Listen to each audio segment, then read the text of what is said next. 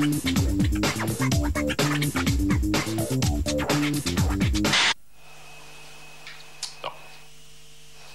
C'était pour de semblant. C'est la fin de cette édition. Tout de suite, le dernier... Ah, excusez-moi. Bonsoir. Une couverture de survie, peut-être, pour seule requête. Cet homme refusera toute autre assistance. Chez lui, c'est la dignité qui parle avant tout. Qui sont dans la rue. Est-ce que vous avez froid? Non. Non. Vous ne le ressentez plus, le froid, ou vous l'oubliez? Non, je le ressens plus. Bah oui. Comment vous luttez? Il lutte et c'est bien tout ce qu'il sait pour l'instant. Vous pouvez pas vous imaginer ce que c'est de vivre avec 1631 francs et 80 centimes, d'avoir les huissiers au cul, excusez-moi du terme, hein, je suis crue, hein, de ne pas avoir assez à manger pour son fils. C'est ma mère qui me nourrit et qui m'aide à survivre. Vous ne pouvez pas imaginer ce que c'est. Il y a personne qui nous dit viens, on va aller dans la rue, c'est nous-mêmes. Hein, je peux pas. Là depuis tout à l'heure, j'en ai marre d'entendre des conneries. Hein? Vous n'êtes pas fiers de notre mouvement. Moi, je suis fière de mon mouvement. Moi, c'est moi qui va dans la rue gueuler et se prendre des coups par les CRS. C'est pas vous. C'est la seule réponse qu'on a. Hein? Pourquoi vous nous envoyez les CRS? Quand on va occuper, pourquoi vous nous envoyez les CRS? C'est la seule réponse que nous tenons. Ça veut dire qu'on est des chiens? Moi, je me prends pas pour un chien, mais vous nous prenez comme des chiens. Et depuis tout à l'heure, vous nous donnez les mêmes réponses. Moi, je vais vous dire, il va falloir que vous augmentiez les minima sociaux. Parce que le mouvement, tant qu'on n'a pas obtenu ce qu'on a voulu, ça s'arrêtera pas. Vous avez du fric, nous, on a du temps. Ils sont géniaux, la SNCF. Pour pas changer, c'est toujours pareil. Ça fait 24 ans que je les supporte, j'en ai ras la casquette. Je vous dire, la SNCF, que c'est vraiment des cons. Ah ouais? C'est ça, la SNCF. La SNCF, des nuls, des nuls, des nuls. La SNCF, vous êtes des connards. C'est des tapettes à l'aise. Je travaille à Air France depuis 16 ans maintenant. Donc je suis instructeur, commandant de bord sur moyen courrier à Air France depuis 8 ans et je gagne 48 000 francs par mois. C'est loin de... Tout compris. Tout compris. C'est ce que j'ai sur le chèque à la fin du mois, ce que je peux rapporter à la maison pour acheter une voiture ou pour payer l'éducation de mes enfants. C'est un bon salaire. C'est un très bon salaire. C'est un très bon salaire, mais je suis un salarié particulier et je suis payé pour remplir une mission qui est très importante. Partagez les richesses, partage du temps de travail, ou alors ça va péter. Et puis, triste hasard du destin, le dernier tirailleur sénégalais s'est éteint la nuit dernière. Abdoulaye Ndiaye est décédé à 104 ans, à la veille d'être décoré de la Légion d'honneur dans son village du Sénégal. Le parquet de Moscou vient d'ouvrir une enquête pour terrorisme. En début de soirée hier, l'explosion d'une voiture piégée devant le Kremlin a fait 4 blessés, dont 2 graves. L'auteur de l'attentat serait un journaliste connu pour ses positions antisémites. L'attentat perpétré hier soir devant le Kremlin pourrait bien être le cri de rage d'un désespéré. Selon les premiers éléments de l'enquête, l'homme qui a fait exploser sa voiture est un retraité qui réclamait simplement le paiement de ses pensions. Aragon un jour a dit une phrase que j'ai toujours retenue. Tout ce que je sais, c'est que je ne sais rien. Et moi, j'en suis là aussi. À demain sur France 2 dans un décor toujours aussi rieur. À demain. Bonjour, il fait beau à Paris, assis sur un des ponts de la Seine. C'est pour rire, bien sûr. Nous allons avoir une perturbation et qui nous arrivera par l'ouest, donc, accompagnée d'orage aussi ici, et qui nous en prendra en enfilade. Je ne peux plus. Excusez-moi.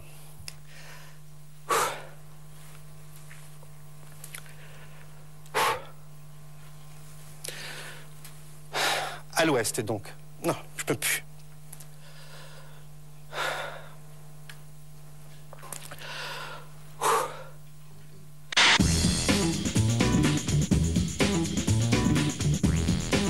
Nous allons avoir une perturbation et qui nous arrivera par l'ouest, donc, accompagnée d'orage aussi ici, et qui nous en prendra en enfilade. Je ne peux plus. Excusez-moi.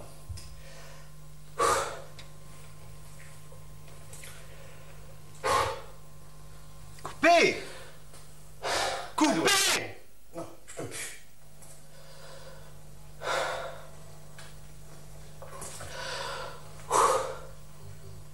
Beaucoup de gens qui m'ont écrit m'ont dit, vous croyez que vous faisiez une blague?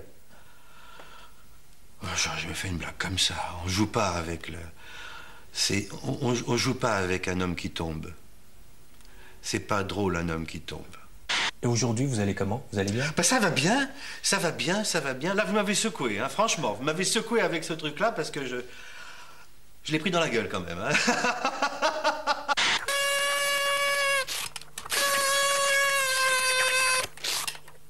Bon, écoutez, les festivités pour saluer mon retour étant maintenant terminées, voici madame, mademoiselle, monsieur, votre bulletin météo. C'est parfaitement ridicule, mais ça défoule bien. Maurice Papon a été condamné à 10 ans de réclusion criminelle, 10 ans assortis de 10 ans d'interdiction de ses droits civiques. Bon, la réaction est... Bravo. Merci, madame. Votre père me plaît. C'est gentil, madame. Merci. La communauté, merci pour maman. Je le félicite. Merci. Même en cas d'une exposition de courte... Voilà, un petit problème avec notre reportage sur la pollution. Adriano a oublié que les électeurs du Front National, eux, ne feront pas la grasse matinée toute la journée. Alors ce serait bien qu'Adriano se lève, qu'il se lave les dents et qu'il se rende très vite dans l'isoloir le plus proche. Cette séquence diffusée le dimanche du second tour de l'élection dans le vrai journal de Carl Zéro vaut à Odette Casanova l'annulation de sa victoire. Le code électoral interdit la diffusion de tout message audiovisuel de ce type le jour du scrutin. Votre combat n'est pas terminé? Il n'est pas terminé, bien sûr. C'est-à-dire que vous tenez toujours à prouver votre innocence? Bien sûr, parce que c'est... Moi, je trouve que c'est quelque chose qui peut arriver à n'importe qui. Ah ben, il faut tous ensemble, on ne laisse pas la justice à faire des choses pareilles. Voilà. C'est une jeune fille, comme il y en a peut-être des dizaines en banlieue, elle a un petit accent de banlieue, ouais, répond-elle d'ailleurs parfois au président. C'est d'une banalité surprenante, il n'y a pas de contexte particulier, si ce n'est peut-être, mais ça nous le verrons dans les audiences qui viennent, le contexte un peu de mouvance autonome et des gens, des mauvaises fréquentations que Maupin et elle auraient pu avoir en banlieue, à Nanterre notamment. Et vous allez souvent à l'étranger pour, Jamais, non. Jamais? Arrête de dire... Non, ça c'est coupé. Arrête de dire jamais.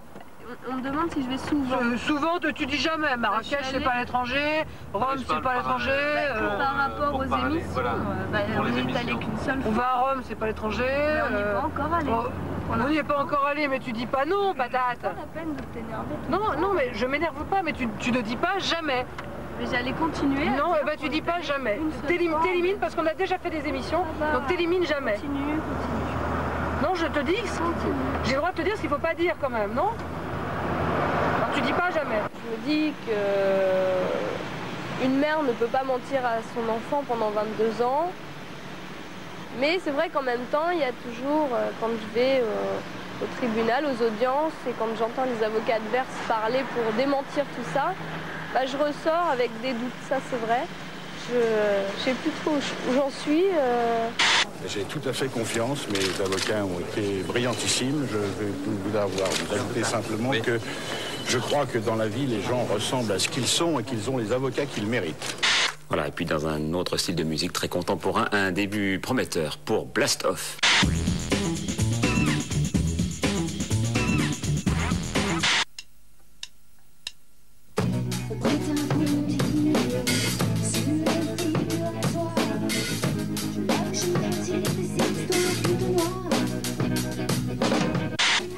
En fait, on est un groupe parisien et on a 2 ans d'existence scénique et on est un groupe qui s'autoproduit. Vous avez sorti combien d'exemplaires de ce CD? 475. Environ 500, ouais. On présume que ça a dû atterrir dans les mains de quelqu'un qui... et puis après, c'est remonté jusqu'à un PPDA. On n'a eu aucun contact de loin ou de près avec lui. C'est ta frangine, Claire Chazal? Non, je confirme. Blast Off.